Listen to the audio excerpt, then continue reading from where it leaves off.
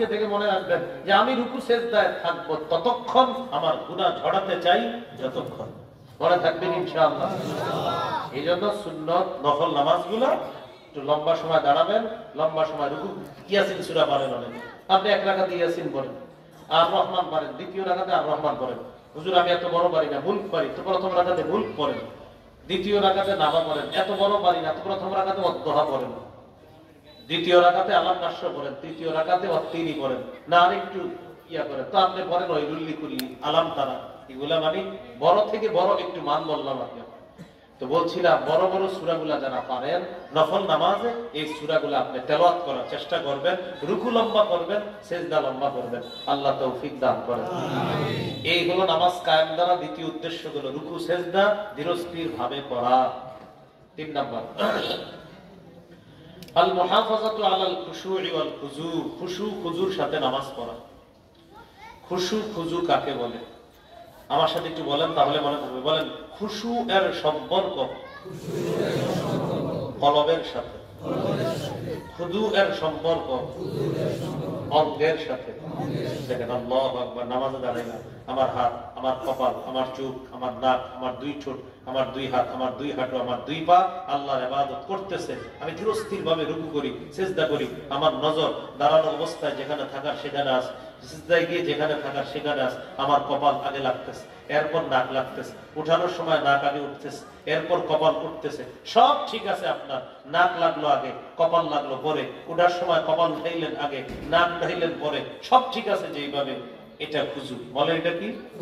এটা খুদু, মানে অঙ্গের ইবাদত। এটা খুদু। বলেন অঙ্গের ইবাদত কি? এটা আচ্ছা। এবার কলবের মধ্যে আছে, আমি আমার রবকে দেখতেছি, না না না না দেখি না, রব আমাকে দেখতেছে। আমি আমার রবকে দেখতেছি, না না না দেখি না, আর রব আমাকে দেখতেছে। নবীজি বলছে ইবাদত করো আন তা'বুদাল্লাহা কাআন্নাকা তারা, এমন ভাবে যেন তুমি আল্লাহকে দেখতেছো। ফাইন লাম তাকুন তারাহু, যদিও তুমি না দেখো, ফাইন্নাহু ইয়ারাকা, আল্লাহ তোমাকে দেখতেছে। সুবহানাল্লাহ। তাহলে এই যে আছেন এইভাবে অঙ্গ প্রত্যঙ্গ রবের ইবাদত করে হলো খুদু, কলব রবের ইবাদত করে, এটার নাম খুশু। তাহলে বুঝে থাকলে বলেন, নামাজে আছে, রুকু সিজদা সব ঠিক হচ্ছে, কলবে আছে, ইস ওই জমিনটা যদি 2.5 লাখ বলতো দিয়ে দিতাম, 2 লাখ বলতেছে, তাহলে খুজু হলো, খুশু হলো না। খুজু দেখা যায়, খুশু দেখা যায় না। খুশু দেখে শুধু আল্লাহ। আর যার খুশু যত বেশি হবে, সূরা বাকারা 45 নম্বর আয়াত, ওয়া ইন্নাহা লাকাবীরাতুন ইল্লা আলাল খাশিঈন, তাদের জন্য নামাজ আল্লাহ সহজ করে দেন। সুবহানাল্লাহ। তাহলে আজকে থেকে অঙ্গ কার ইবাদত করবে? আল্লাহ। কলব কার ইবাদত করবে? আল্লাহ। তাহলে অঙ্গ ইবাদত করলে নাম হবে কি? খুদু। আর কলব ইবাদত করলে নাম হবে কি? খুশু। অঙ্গের গুলা দেখা যায়, কলবেরটা কেউ দেখে না, দেখে একমাত্র আল্লাহ। এই খুশু খুজুর সাথে নামাজ পড়া মানে নামাজ কায়েম করা। 4 নম্বর পরিবারকে নামাজের হুকুম করা। সূরা তাহা 132 নম্বর আয়াতে আল্লাহ বলেন, ওয়া'মুর আহলাকা বিস-সালাত ওয়াসতাবির আলাইহা। নবী আপনার পরিবারকে নামাজের আদেশ করেন, আপনি নিজেও এটার উপর অটল থাকেন। আসসালামু আলাইকুম, আব্দুর রহমান ভাই ফজরে আসছেন, মাশাআল্লাহ ভালো কথা। পরিবারের স্ত্রী ছেলে মেয়েকে ডাক দিবেন? না, ডাকি নেই। আপনি ডাকেন নাই? না। তাহলে আজকে ফজর পড়েছেন, কায়েম করেননি। আবার বলছি, আমি নামাজ ফজর পড়েছেন, আপনি পরিবারের একজনকেও পড়তে বলেন নাই। আজকে ফজর আপনি পড়েছেন, কায়েম করেননি। জোহর পড়েছেন, স্ত্রী সন্তানদেরকে বলছেন? না, বলি নেই। আল্লাহ না, সব নষ্ট হয়ে গেছে, সারাক্ষণ মোবাইল চালায়, বললেন আপনি। আপনি আজকে জোহর পড়েছেন, কায়েম করেননি। সন্তান পরিবারকে প্রতিনিয়ত নামাজের হুকুম করবেন, নিজেও নামাজ পড়বেন, তাহলে হবেন নামাজ কায়েমকারী। এইভাবে আপনি পরিবারকে প্রতিনিয়ত নামাজের কথা বলতে হবে। আপনার সন্তান নষ্ট হয়ে গেছে এই কথা বলা যাবে না। নষ্ট হলেও সে আপনার সন্তান, করে ভালো বানানোর দায়িত্ব আপনার। পরিবারকে নামাজের কথা বলা, নামাজ কায়েম করা, এগুলো 4 নাম্বার। 5 নাম্বার রাষ্ট্রের প্রতিটা মুসলমান যেন নামাজি হয়, এই চেষ্টা করা। ইমাম সাহেব আপনাকে জিজ্ঞাসা করলো, এশার নামাজে আসছেন, আসসালামু আলাইকুম ভাই, কি অবস্থা? ভালো। আপনার বন্ধুরে দেখতেছি না, সারাদিন একসাথে হাঁটেন, নামাজ দিতে আসে না। হুজুর বললেন না, ওরে অনেক বলছি, আর বলি নাই জানি। এই যে আজকে আপনি বলেন না, এই জন্য আজকে এশা আপনি পড়েছেন, কায়েম করেননি।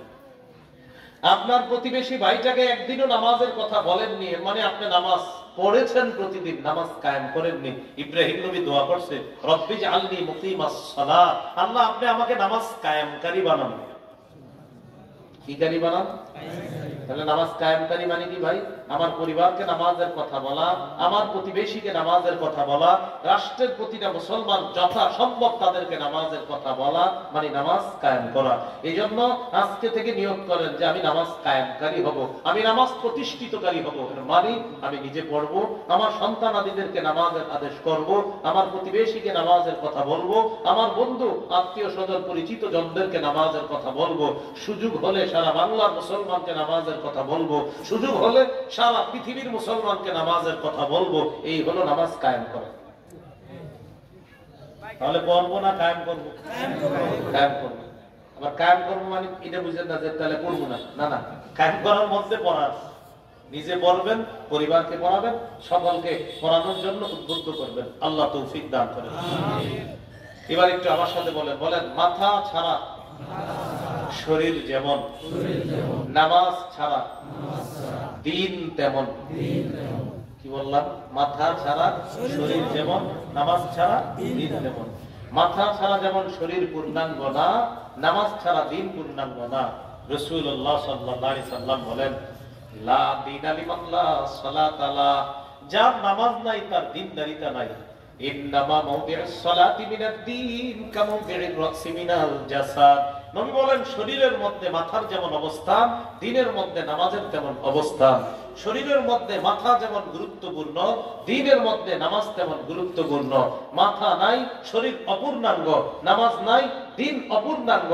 মাথা আছে, হ্যাঁ শরীর এবার পূর্ণাঙ্গ, নামাজ আছে, দিন পূর্ণাঙ্গ। ইবনে মাজাহ হাদিস 278 নম্বর হাদিস। রাসূলুল্লাহ সাল্লাল্লাহু আলাইহি সাল্লাম বলেন, ইসতাকিমু ফানি'মা আন তাসতাকিমু। তোমরা দ্বীনের উপর অটল থাকো। দ্বীনের উপর অটল থাকা কতই না কল্যাণ।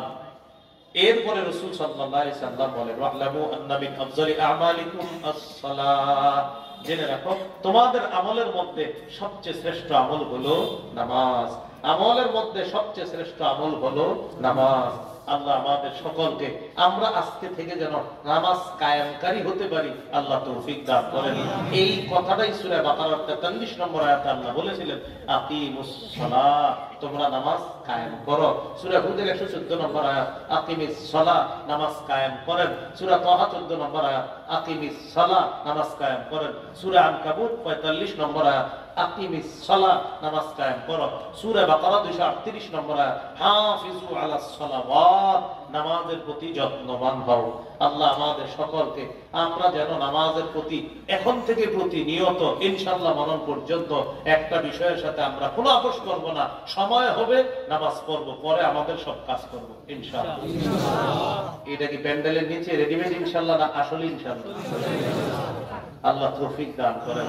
সুবহানাল্লাহি ওয়া বিহামদিহি, সুবহানাকাল্লাহুম্মা ওয়া বিহামদিকা, আশহাদু আন লা ইলাহা ইল্লা আনতা, আস্তাগফিরুকা ওয়া আতুবু ইলাইক। হযরত ওই মুরব্বি আছেন, উনি দোয়া করবেন ইনশাআল্লাহ। এরপর আমরা এখান থেকে যাব। নামাজ সম্পর্কে আমার একটা কিতাব আছে মিম্বরের, আমার 6 নম্বর খণ্ডে নামাজ সম্পর্কে আপনারা বিস্তারিত আলোচনা পাবেন। 1 থেকে 6 নম্বর খণ্ড যারা পারেন সংগ্রহ করে নেবেন ইনশাআল্লাহ। বাংলা বাজারে অনলাইনে অর্ডার করবেন, ইনশাআল্লাহ আপনাদের হাতে পৌঁছায় দিবে।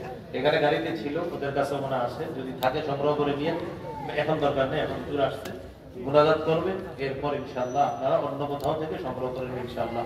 ওই সাবার মাক্তাবাতুল আবরার, ওখানেও পাবেন কিতাবগুলো মিম্বরের।